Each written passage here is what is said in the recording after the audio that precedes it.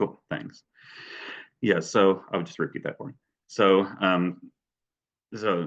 thanks for being here this evening. So this presentation is facilitating pre-service ESOL teachers' metalinguistic awareness of Spanish, examining language ideologies, which, as I mentioned, that sounds like a lot of big words. And what does that actually even mean? No worries, we will go through this kind of bit by bit. Really kind of the overarching idea, thinking about developing, which of course in the applied linguistics class, but where it's important to develop teacher candidates' awareness of English and how English works, but I would say also sort of other languages. And so that was really kind of the impetus for this research study, is because oftentimes with ESOL, that we're preparing the students, the teacher candidates, to learn how to work with multilingual learners of English. And so with that course, the idea is to develop their what's called their metalinguistic awareness, so kind of like metacognition when you think about your thinking. So metalinguistic awareness, having them think about language, how language works, how language is used, particularly in this case being English. But it's also important to think about, the idea was really to kind of expand their linguistic horizons a bit, and really not only just becoming aware of English phonology, morphology, and syntax and those fun things, but also thinking about their awareness of how those same linguistic areas work in Spanish.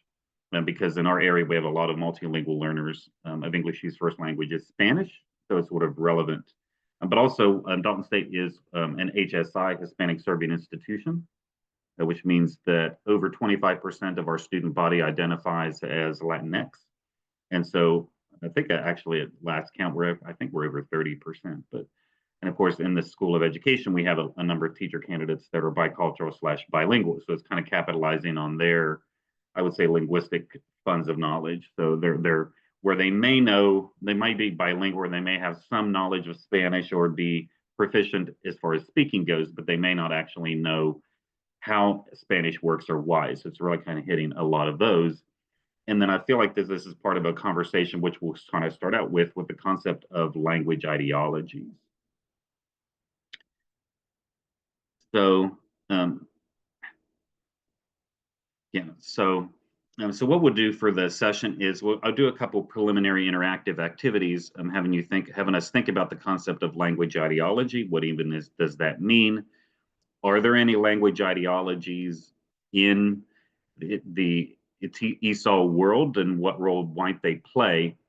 That sort of will then serve as a frame for the study, and using and looking at how I embedded a course unit on Spanish linguistics within the applied linguistics course. So we'll get into the nuts and bolts of the course unit, sort of the logistics of the activities and the readings that students engaged in, the context for the study, sort of the background, and then I'll share some preliminary findings, and then sort of next steps and where I see this study moving forward, and then some time for questions and answers. So what I'd like for you to do is take a minute or so, and then we'll share out. So what I'd like for you to do is think about this concept of language ideology.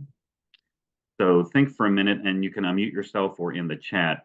What I'd like for you to do is think about what is language ideology? What do you think this concept even means? What role do you think language ideology plays in teaching multilingual learners of English?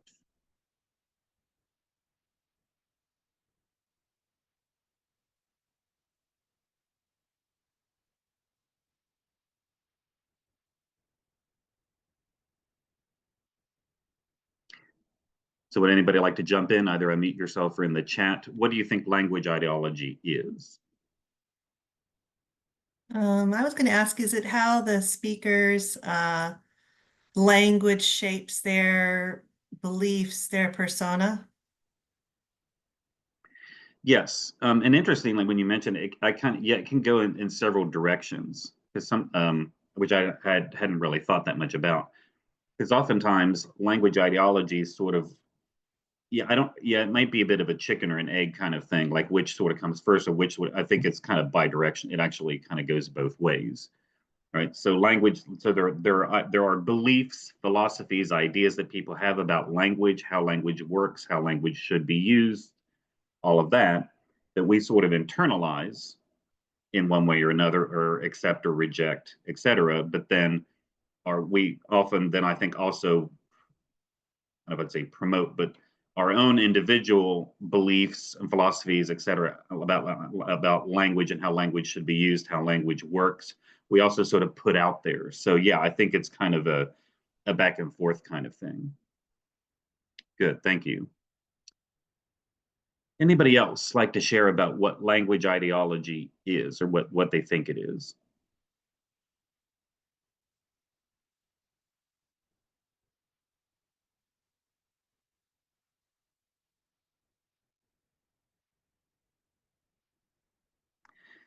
So, a set of beliefs about how languages are used in society and how they relate to speakers and communication. It is important for working with multilingual students because they have to be open to the idea that our way isn't the best way.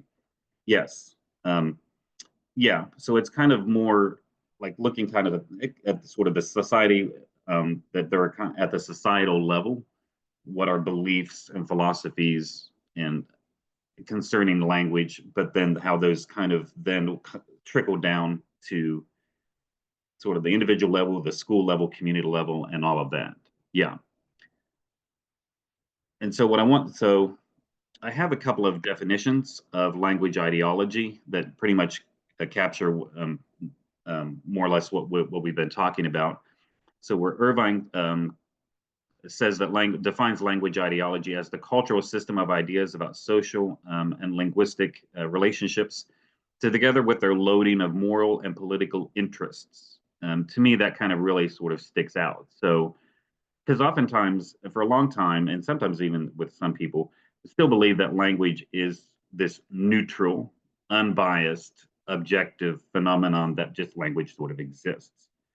What language ideology would say is that no, that language is imbued, that language is infused, that there's no way to separate language from the wider political, educational, social, institutional sort of context. And language is all kind of a part of that. And there was really no way to separate or divorce language from language from the beliefs and the philosophies that people have about language. They're intricate, they're interwoven and intertwined, and there's really no way to separate them. But then also thinking about that oftentimes there are people, groups, etc., that I don't know if I'd say institutionalize perhaps their beliefs or their philosophies about language and then sort of promote them for their own interests, whatever those might be. So ideology, is definitely not a neutral thing. And then Haddock says that language ideology is a subconscious, deeply rooted set of beliefs about the way language is and is supposed to be. And so each of us, this can happen sort of at the societal level, community level, but also sort of individual level. We all have our own beliefs about how language works, how it's supposed to, quote unquote, supposed to be, but that can be very, very different. And then it's important to do, I think, some introspection as well to think about, well, where do those beliefs come from and why? So now that we have the concept of language ideology, I'm also, if you want to unmute yourself from the chat, what language ideologies exist in the world in a larger sense, but what language ideologies do you think exist in the ESOL world?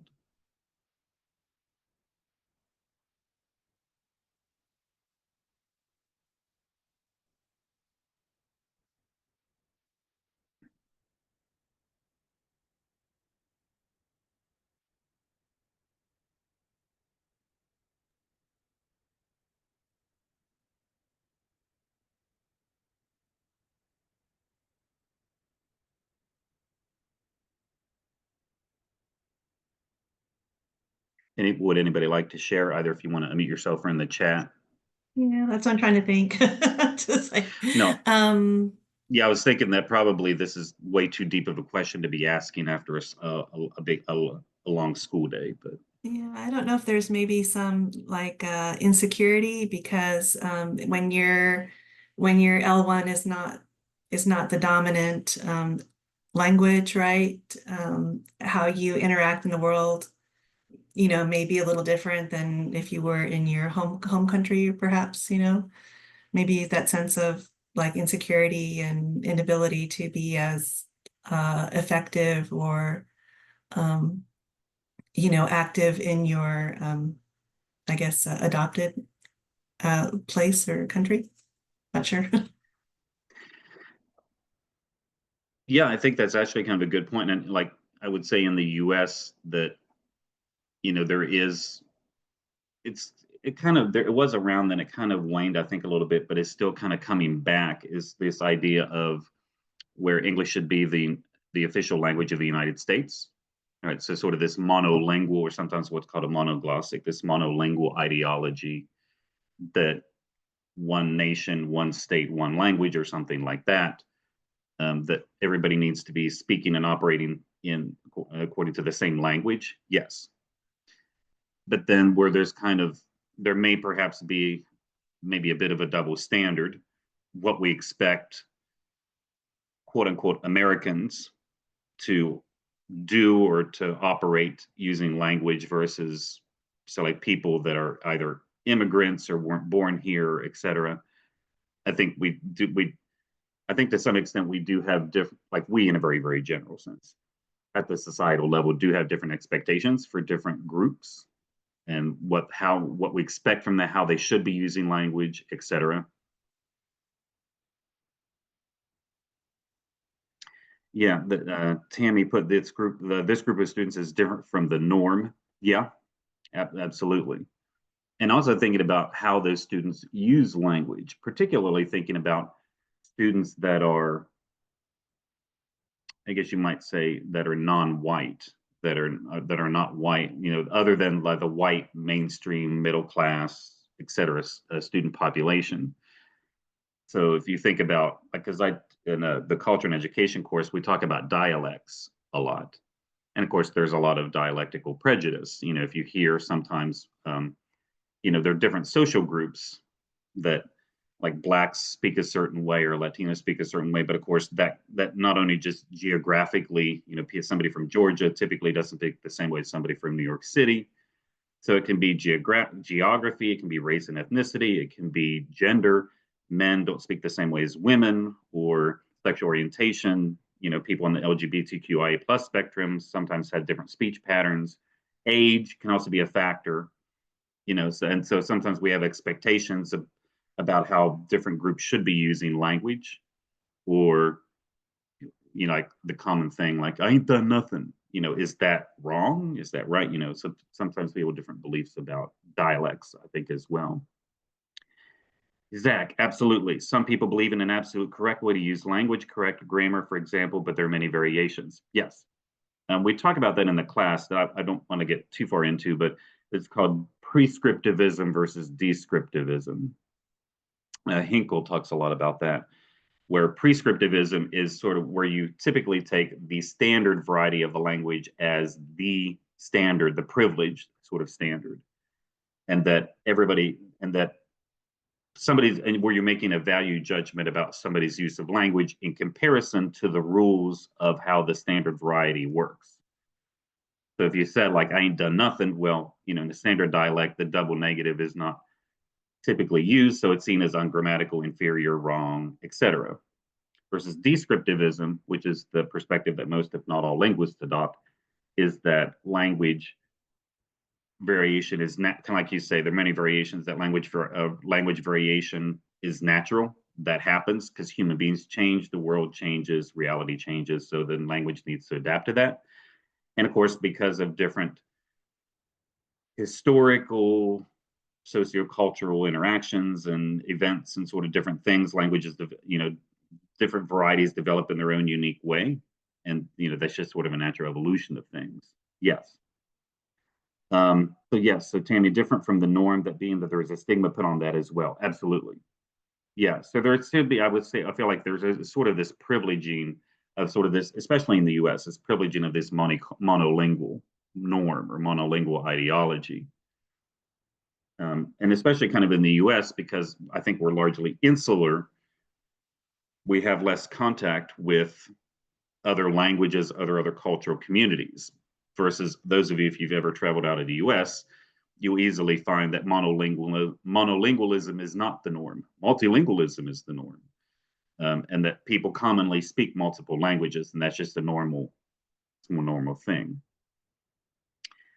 In the ESOL world, I think things are slowly starting to change with the adoption of translanguaging and sort of different things. But in my personal viewpoint, I think to some extent there's still sort of this monoglossic, or what's called a monolingual norm, in the sense that the idea that students need to develop and advance in their proficiency in English, which is true. I mean, there's no doubt about that. But oftentimes their students' home languages are not necessarily taken into account.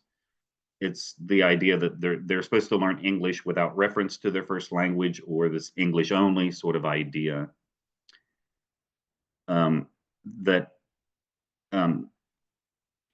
was quickly kind of skipped to sort of this, but that a lot of you, I'm sure, for example, you're familiar with the SIOP model, the Sheltered Instruction Observation Protocol. And of course, I think the SIOP model is beneficial in many ways, that it has helped multilingual learners through the years. Is a really, I think, nice but really concrete, tangible way to differentiate for multilingual learners of English. But if you look at the 8 components and the 30 features of the SIOP model, the feature that really only specifically addresses students' multilingualism is feature 19, which I cite here, that ample opportunities for students are provided for students to clarify key concepts as needed with aid, peer, or L1 text. And what I did is I highlighted that clarify key concepts as needed. So the idea is that, well, yes, at least if you read this, I mean, the idea is that, yes, students can have reference or refer back to their first language, but only for the purpose of or in furtherance of their proficiency in English, which is our ultimate goal. So it's almost like the first languages are sort of in service of this other bigger goal or more important goal, which is to ultimately learn English. And I find that a bit sort of problematic, because even though I think that feature is important, it's not really capitalizing. If you're familiar with the concept of translanguaging, that's where there isn't this English only or monolingual or monoglossic ideology.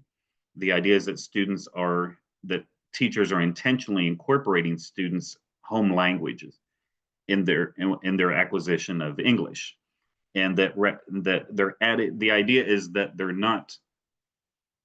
adding English to their linguistic repertoire. But where they're making connections between their languages, sort of like intentionally and strategically. So versus sort of this English only, where we're, like I say here, where there's only one feature out of 30 that specifically addresses students' home languages. And the idea sort of is it's only using the first language in furtherance of this ultimate bigger goal of learning English, not capitalizing on students' home languages. So, and N.G. Crowder and all kind of they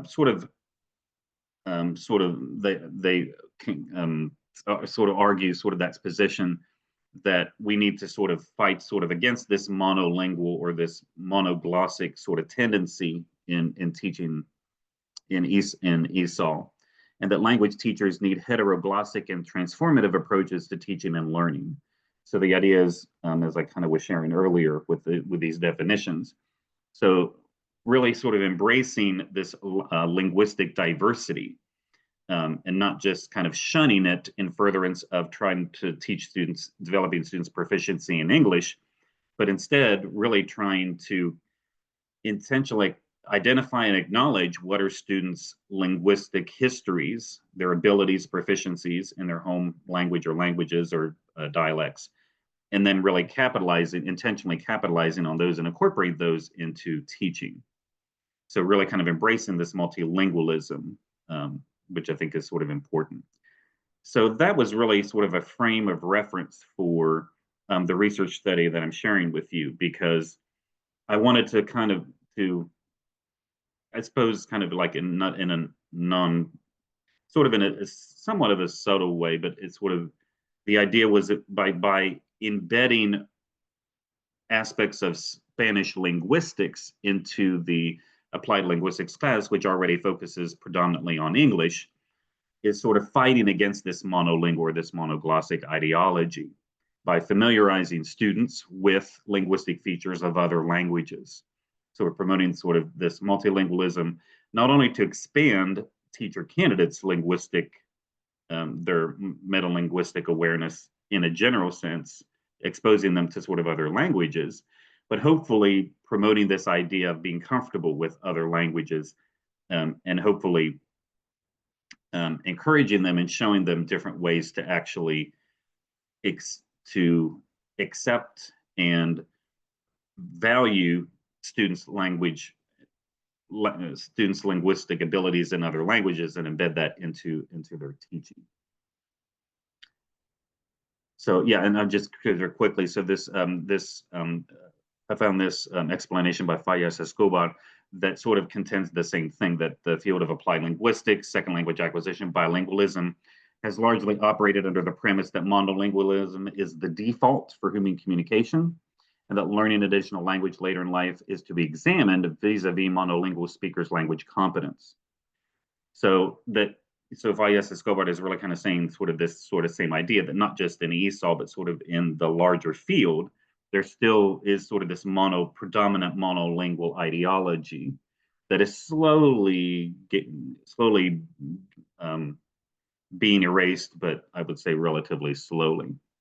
Yeah, because if you think about it, like for example, the concept of translanguaging, you've probably heard of the concept of code switching, which sometimes is sort of is a helpful concept and is there is some truth, I think, to it. But like for example, it sort of promotes the idea that multilingual speakers are several monolingual speakers in one. Like for example, I'm a native English speaker. I'm from West Virginia, so English is my native language, but I speak French, I speak Spanish, I speak some Italian. So I'm not four monolinguals in one. I'm one person, but I have what Dr. Ofelia Garcia would call, I have one linguistic repertoire. You have one, and that all of these languages, all of my, in my case, all of my metalinguistic, my awareness of different languages and how they work, they're all kind of meshed together. And so that when you're engaging in language behaviors, regardless of the language of input or language of output, you're accessing all of that previous linguistic knowledge. So, so that her concept of translanguaging in the last 10 to 15 years has really kind of started to kind of fight against sort of this predominant monolingual / monoglossic ideology in ESOL and applied linguistics in SLA. So thinking about, what I was thinking about, what's one way that I might kind of combat against this monolingual or monoglossic ideology in my own classroom? And so that's where sort of the inspiration for this research study and the idea of incorporating Spanish linguistics came from. So in case you're not familiar with the concept of metalinguistic awareness, as I mentioned earlier, so the concept of metacognition, right, is thinking about your thinking, so metalinguistics is thinking about language. So the idea really was to have students provide opportunities for students to think about language, how language is used, but also where they can do a bit of contrastive analysis, right? Compare and contrast different linguistic features of English versus different linguistic features of Spanish. To what extent do they overlap, or are there similar or identical concepts in both languages? But also to what extent are there differences, and sort of promoting students' awareness of those things. And so that was really my ultimate goal for the course unit. So the purposes of the study of the course unit were several. So one was to advance teacher candidates' familiarity with multilingual learners' linguistic funds of knowledge. If you're familiar with the concept of funds of knowledge, so it's identifying what cultural and linguistic strengths, assets students possess. And so really kind of helping teacher candidates adopt that perspective with respect to multilingual learners. Encourage teacher candidates to view the student population from an asset and a strength-based perspective. So not saying, English only, but hopefully by them at least learning a bit about the Spanish language and how it works, to encourage them to be more comfortable with embracing other languages and being comfortable with students using other languages as they in furtherance of their development of their proficiency in English. Promote for those teacher candidates that are monolingual, to promote their awareness of the challenges and the difficulties multilingual learners face when they're learning English, because there is sort of this, again, this sort of monolingual ideology that why can't they just learn English? Well, they sort of learn that, especially embedding the part about Spanish linguistics, they see, okay, well, this is why learners might have difficulty with this sound or this structure or this whatever, because they see how in Spanish it doesn't work. Sometimes it works the same way, sometimes it doesn't. But also, as I mentioned earlier, for those candidates that are bilingual or multilingual, especially if their first language is Spanish, is to develop their metalinguistic awareness of their first language or the language that they know. You know, as I mentioned, that a lot of them may have proficiency in the language in Spanish, but they may not know necessarily why Spanish does what it does, what is their underlying principles that govern how Spanish works. And it's really developing their awareness of that as well. So the research question that guided the study was, what are pre-service elementary education teacher candidates' perceptions regarding the strengths and weaknesses of implementing a Spanish linguistics unit in the applied linguistics course? So it's a course it's on applied linguistics that we largely spend a lot of time talking about English phonology, morphology, syntax, and all of those things. So I was incorporating a unit on Spanish linguistics where we did several different readings, different activities that I'll explain in a minute, and then getting some feedback from the students via a post-course questionnaire on what they saw as strengths of the course unit, what they saw as weaknesses, and also what they saw as suggestions for improving the course unit moving forward. So this study took place at Dalton State. We are a small undergraduate, only 4-year institution. As I said, we are also in April of 2018, we received the official designation of being an HSI. We were the first Hispanic serving institution in the University System of Georgia. So, and I believe Georgia Gwinnett is the second one. They received that designation several years ago. So this took place in the applied linguistics course last fall. There were 21 students enrolled in the class. There were a variety of students. The majority of students were monolingual, but there were several students that were bilingual. Here you can see the racial and ethnic information of the students. So they were largely white, but still a relatively significant Hispanic/Latinx population. All of these students were teacher candidates in our elementary education program. So the way it works, the way we have it organized at Dalton State is that embedded in the elementary education program, 2 of the 3 ESOL courses, applied linguistics and the methods of TESOL, are embedded in the curriculum in the program, which means that all teacher candidates take both of those classes, regardless of whether or not they're getting the endorsement. So, and then, as I said, so the pedagogical intervention. So what I did was implementing a course unit on Spanish linguistics that largely paralleled what we did in English. So when we talked about English phonology, morphology, and syntax, we also did the same thing with Spanish. Spanish phonology, morphology, and syntax, did readings and did activities. So this course unit spanned 4 weeks. So we spent 1 week on each of the sub areas of phonology, morphology, and syntax related to Spanish. Students did readings, and we engaged in discussions of those readings prior to each of those class periods. Then we did engage in some activities to kind of expand their knowledge and deepen their knowledge regarding that area of the Spanish language. And then the 4th week, they completed a post-course unit questionnaire. So what we did for each of those weeks, so the week 1, 2, and 3, when we talked about the articles, is the way we discussed it is I did a jigsaw reading activity. So it was a multi-step sort of activity. So the first students got into the expert groups. So those were groups where I separated the students randomly into 3 groups, 3 or 4 groups. And so each group had different readings.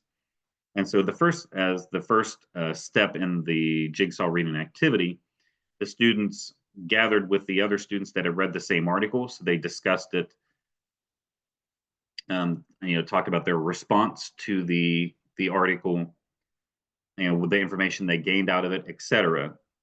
Then as a second step, then I rearranged the groups so that the groups were reconfigured such that students in each group, there was one student from each expert group. So in the step two, then you had a home group. So where the group members, each of them had read a different article.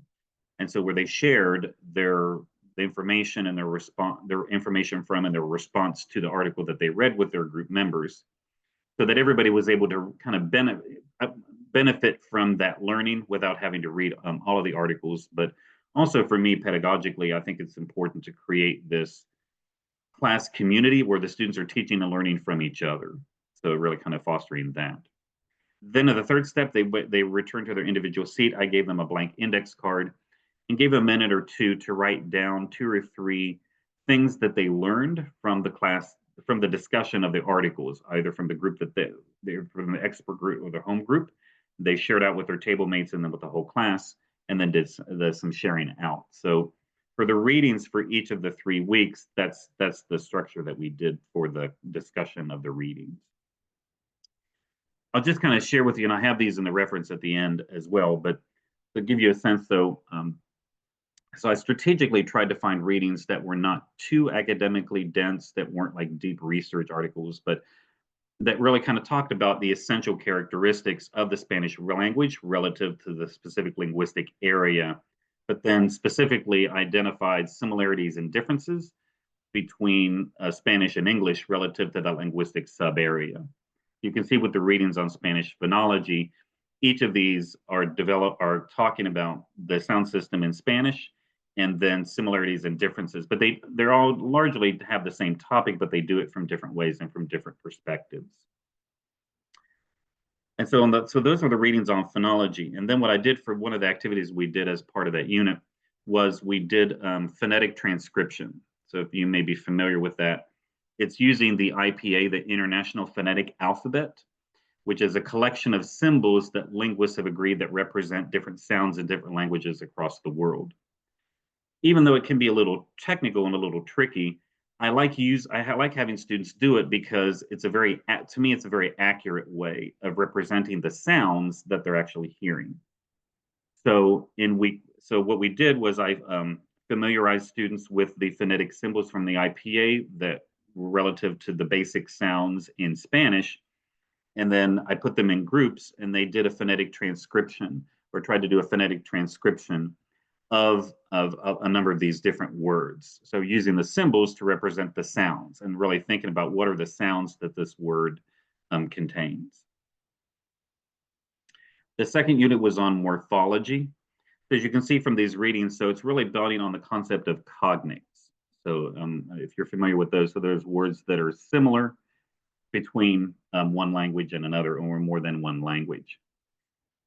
In some cases, cognates can be what are called perfect, where the spelling is identical between one language and another. So like if I say control in Spanish, in English it's control, it's spelled exactly the same way. There are cognates where the spelling is very similar but not identical, like ambulance, ambulancia.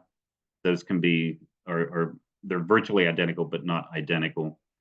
There are some where the cognates where the words they don't mean exactly the same thing, but there are some overlaps. There are some connections between them.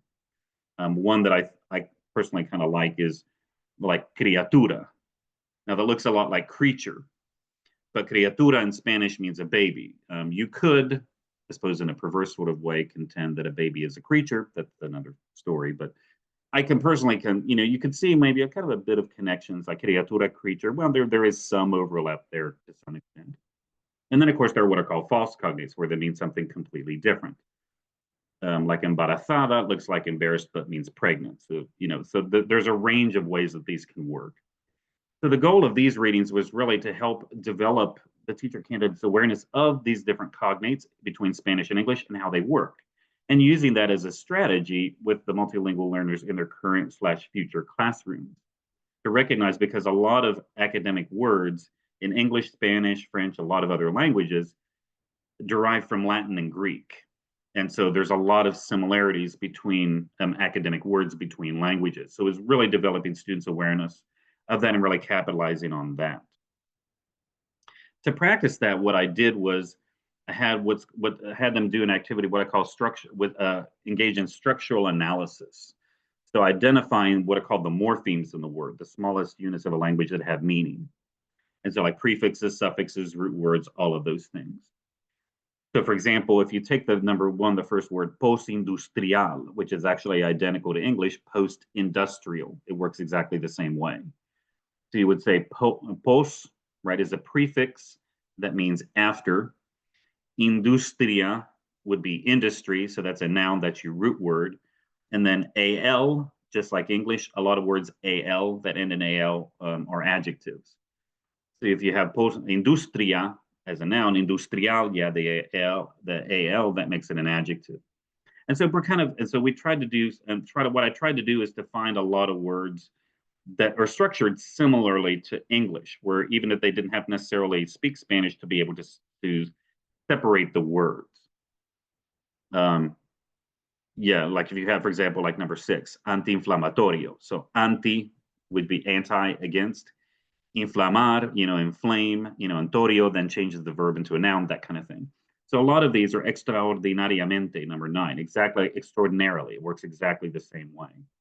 So trying to help them kind of see how Spanish words are built similar to many ways of English words, but also help them recognize, again, sort of those connections between how those work in English and Spanish.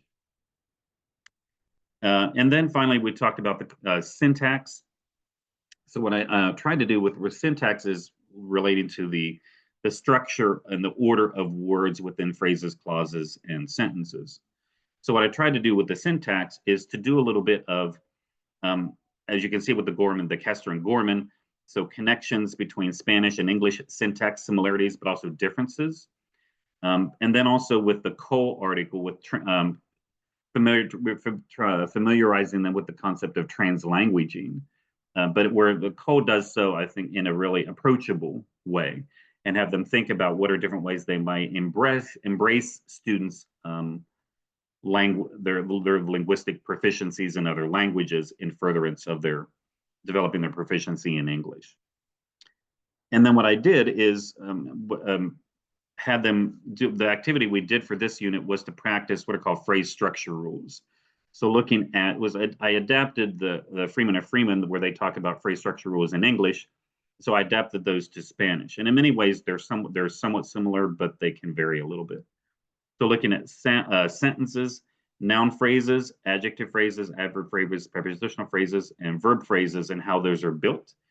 And then I gave them different sample sentences in Spanish, and they had tried to see if they could, I guess you would say, kind of sentence diagram, or if they could identify what are the constituents in each of those sentences. Like in a sentence, what's the noun phrase, what's the verb phrase, all of those things, to really kind of familiarize them with the structure of Spanish and how, in many ways, syntax in Spanish and syntax in English are similar, although there are substantial differences as well. And then finally, the fourth unit was the post-course questionnaire. So this was a questionnaire that I developed. It consisted of 24 Likert scale statements, so statements on a scale from 1 to 5. I had several statements for each of the 3 linguistic areas, and where they scale from 1 to 5, whether they strongly disagreed versus strongly agreed, or somewhere in between, really trying to get some kind of overall sense of which components of the course unit that they feel were more effective or less effective. And then I also included 5 open-ended questions, kind of where they saw what strengths they saw of the course unit, what weaknesses they saw within the course unit, and what suggestions that they had for improving the course unit moving forward. So the quantitative, their Likert scale statements, those responses I analyzed using descriptive statistics, using the mean, median, mode, and percentages. And then the qualitative I analyzed using thematic analysis. For this presentation, I want to focus exclusively on the overall trends, looking at descriptive statistics, but I have done a little bit of the thematic analysis, and I can share some of that as well. So here you see the preliminary findings with the phonology. So the first row are the responses to the statements regarding Spanish phonology, the middle row, Spanish morphology, and the one Spanish syntax. And so what you'll see highlighted are similar, the statement that has received the highest rating and the lowest rating. And I'll kind of analyze sort of that now. So with the phonology, and you'll see kind of some patterns develop across the units, even though there were similar units in each state, in each linguistic area that students kind of tended to rate highly. So there's some patterns definitely developing. So for the phonology, so students rated the highest the statement that was talked about how the class activities on Spanish phonology help them understand the Spanish phonology, versus the lowest was the article. And that was a pattern that I did kind of notice. So the activities, probably I imagine because they were more concrete, hands-on, and probably less academic, perhaps, or that those seem to resonate more with students. They tended to rate those statements more highly than the article, or sometimes even the jigsaw discussion of the articles.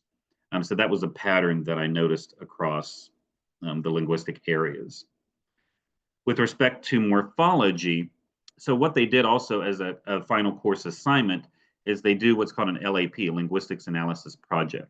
So they collect a speech sample and a writing sample of a multilingual learner, and they analyze the strengths and weaknesses of the student's linguistic production in those three areas.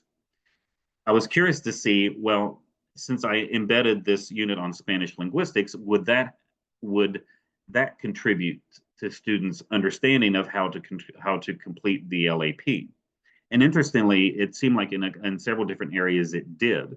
So for here with the morphology, that doing the LAP not only facilitated their understanding of how to promote or how to advance multilingual learners' morphological awareness with respect to English, but also Spanish. And so I imagine that perhaps in some cases, because they were familiar with different aspects of Spanish and how it worked, they were able to sort of analyze the speech sample and the writing sample, and then also offer suggestions for how to advance the multilingual learners' linguistic production in English. Again, the lowest, the article. So that was somewhat predictable. And then finally, the syntax, actually virtually identical with the morphology. So the doing the LAP, so to develop teacher candidates' awareness of the Spanish syntax and how to teach learners about Spanish syntax, and also identify errors that students might be making in English and where those might be coming from. And then, of course, the lowest, the article, as you might imagine. And so I was thinking that the next time I want to implement the course unit, I would like to add, because we do talk about English orthography. Because of time constraints, I wasn't able to conclude a week on Spanish orthography, but I would definitely like to. And these are readings that I'm considering. So again, kind of a parallel idea. So thinking about how does Spanish orthography work, and how is that similar or different from English?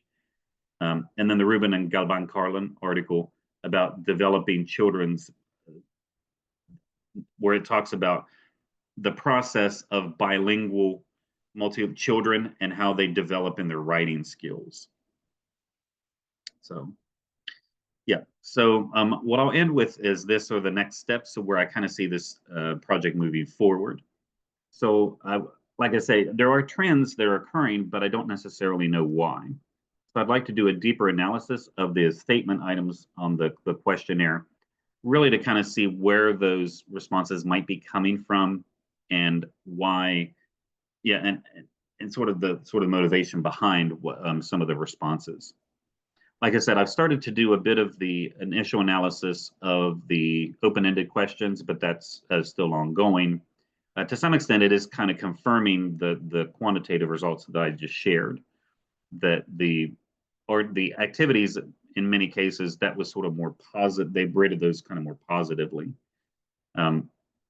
What I'd like to do also in the future is, of course, this was exploratory, so I was only using one data point, the post-course questionnaire. But moving forward, if I decide to do this study again, I would love to use more data points. So like focus group interviews, other things to, and maybe even analyzing the students' their LAP, their actual projects to see the relevancy of sort of English and Spanish in the projects that they do, or using more data points to get a more complete picture, a more complete understanding of what's going on, but also triangulating those across those data points to see if they converge or diverge in different ways. So particularly, I'm also really interested in looking at in the future, looking at how that course unit related to specific those students that are bilingual and multilingual, and thinking about what are specific ways that the unit could maybe be improved to support those students' metalinguistic awareness relating to Spanish in different ways.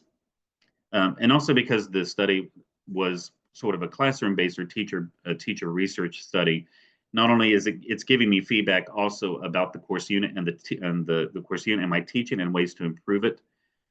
Students also, I noticed in the initial analysis of the qualitative data, the students said that they enjoyed the articles and the resources that we were using, but they would like to see more of them. So I definitely in the future, what I would like to do is to find more resources, maybe even do a bit of a deeper dive than this exploratory dive than we did on Spanish linguistics, and find more, not only maybe delve into the areas a little more deeply, but also finding resources that can actually help teacher candidates learn more about the Spanish language and how it works, and ways to support multilingual learners whose first language is Spanish. So thank you very much. So well, I'll open this up for questions. So any questions or comments? Would anybody either in the unmute yourself or in the chat? What comments or questions do you have? I'd just like to thank you for this wonderful presentation, and there's been some comments in the chat as well. Really great information, a very interesting topic. I had a friend tell me there's a lot of Spanish-speaking countries, and we were just talking about how we understand 80% of what each of us is saying. There's that 20%, because I might say carro and you say coche. So. Yeah, I'm glad you brought that up, because I think that is something that I need to kind of think about, because like I said, in the other ESOL, the culture and education, we spend several days talking about language variation and dialectical variation with respect to English. But yes, when you're embedding this, of course, that comes into play. It comes into play sometimes, in the applied linguistics class with respect to English, but I hadn't necessarily really thought about that. That, for example, I lived in Spain for a year, and so as you probably may have noticed, the Spain that I speak is not only academic because I learned it in school, but it's the Spain variety of Spanish. And so versus the students, which a good number of them come from Mexico, but of course there's a lot of variation within Mexico, one region, different other, but also students, they come from different countries. And so that is something I definitely want to think about, is how do I not only sort of negotiate that, but really kind of maybe do more with that, or develop not only teacher candidates' awareness of Spanish in a larger sense, but also what are the different varieties of Spanish and how those can be different, with respect to phonology and morphology, like the vocabulary, or, pronunciations can be very different, and thinking of, and the words, vocabulary. So yeah, that's definitely something I want to keep in mind. Yeah, thank you. And Brian. Hey, Dave. Hey, Brian. Hey. If you can give us one piece of a takeaway, what would be your one takeaway for teachers from your research? Just one. Yeah. No more, just one. No, I know. I probably would say embracing a multilingual or a heteroglossic ideology, like really thinking about fighting against sort of this English only, I guess I would say, sort of philosophy, thinking about what are ways, not only identifying and acknowledging what previous linguistic knowledge, experiences, proficiencies do students have, and then capitalizing on those and being strategic about ways to help students make connections between the home languages and English. Because to me, I feel that's how the language. That's how I think. I think that's how learning just works overall. You're connecting old knowledge to new knowledge. So, in sometimes, which in a bit of a logical sense, some people might say, well, English only, yeah, because they need input and output in English, which is true. But then it's like you're depriving them of the very thing that they need to actually help them learn English, which is accessing their home languages and making those connections between the English and the home languages. So it's almost like you're, to some extent, cutting off your nose to spite your proverbial face in a way. So for me, that would be sort of a takeaway. So think about ways that you can value students' linguistic identities, their knowledge, but how can you also sort of provide opportunities for students to make connections between English and their home language or languages. So I have a follow-up question. I do. So there's only 6 minutes left, Dave. Oh, darn it. Okay. So let's say I teach a class, and let's say, because I know Korean's a very popular language in Georgia, but I have no idea about Korean language. What do I do? Well, Find a Korean friend. So ask Maria. So everybody in this room, ask Maria. Yes, find somebody.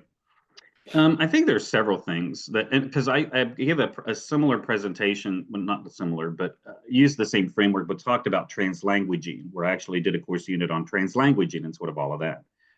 And as part of that presentation at the Georgia ESOL conference a couple of weeks ago, and one of the attendees was asking, well, to do this kind of work, view of like valuing students' incorporating students' language experience in the classroom, do you have to be bilingual? Do you have to speak students' home language or languages? And my response was no. In some cases, it may help because you may be able to help guide students to do more of that contrastive analysis and actually showing them, in English, in an adjective phrase, it's the adjective plus noun, White House, versus Spanish, it's the other way around, Casa Blanca, it's the noun and the adjective. If you know Spanish, then you can help students kind of develop their metalinguistic awareness and see how that works. So it may be helpful, but you don't have to necessarily be bilingual. So what do I do? So I was thinking a couple of strategies. So one might be, especially in a lesson, if you have keywords, say like 3 to 5 keywords, maybe create a word wall. We have the words in English and maybe do a bit of research ahead of time. I'm using Google Translate, which can help, but I wouldn't use that exclusively. But that's the key, though. That's the key, is that educators should go a little bit more above and beyond, right? To do research. Yes. Okay. Yeah, that's one strategy, I think. And you can look at those kind of ahead of time. You can see if you can find text on the topic of your lesson in students' home languages. Sometimes I think just even maybe asking them, say like, this is sort of a key word, and if they understand the word, how would you say that in your language? And especially if you've got a class that has multiple students that have multiple home languages, this is how you say it in Arabic, this is how you say it in Vietnamese, this is how you say it in Swahili, really kind of building, I might say, not only activating the students' linguistic schemata individually, but then also kind of building this community where we're learning other languages. We're not just learning English. So there's, off the top of my head, there's a couple of strategies that I can think of, and I'm sure the audience might have more. Well, we have a question in the chat from Zach. Are there ways to incorporate Spanish in my class without knowing it? I translate example dialogues already. What more can I do? And then you said, I think you just answered my question. So. But that's okay. But I think that's great. Yeah. All right. I'm going to can I share this final screen? Yeah. All right. So I just want to thank you so much, Dr. Hibbs, for sharing this research with us. It's been a wonderful evening activity, and I appreciate all of you who joined us tonight, and we will make sure that you do receive your certificate I'm sure have your email from the registration, so a certificate will go out to that email acknowledging your participation. Please give us your feedback, and we really do value your impression, your ideas, thoughts around this. And again, remember to go to our website. Encourage your friends to become a member. This professional learning series is free to members. And with that, we wish you a very happy holiday season and a wonderful evening and a fabulous Friday. Tomorrow's finally Friday. It's been a long week. But that's all I have. And if you guys, anybody else wants to put in the chat or continue with the chat, please do so. Okay, thank you very much. I actually added in the chat if there was, will you be sharing the deck? Because I was interested in following up on some of the publications that Professor Hibbs had documented there. Yes. So what I'll, yeah, sorry. Yeah. So what I'll do is I will share out the PowerPoint with Marie, and she will share it out with everybody. Yeah, I'll be sure to do that. Okay, thank you very much. It was very informative. I appreciate your time. You're welcome, and Thank you. Thank you for coming. All right. The recording will be posted. The recording will be posted. Brian, I'm not sure if you were gonna saying you'll share the slide deck or just the recording. Well, yeah, because normally Karen, she posts the recording on the YouTube channel, but I think with like their certificate, she can also send out, usually you get like a follow-up email like a week or so later, like here's the recording. And then she can also share out I'll send it to her and she can share out the PowerPoint slide. Okay, perfect. Well. Thank you. Yeah. Thank you. Thank you all. Have a nice day and happy Friday tomorrow. Yeah. Thanks for coming. Of course, I was in the background. Really quick though, Maria, we have I have a 404, so I think I have to spend more money to upgrade the account. Oh. So when I click on the QR code, for me, it won't work. Oh, really? I think this is a me problem, not you problem, to be honest, because I think I'd spend more money now. So, does it work for you guys? Or is it just me at the moment? I don't know. And Zoom is being really weird because I'm not. Where's my other one? Let me see. Okay, here's the actual link. If I put it in the chat, I wonder if the link will work better. Okay, let's see. There's the link. Okay. Yeah, it works. Okay. Okay. So the links works, but the QR code didn't. The QR code has been on the slide deck.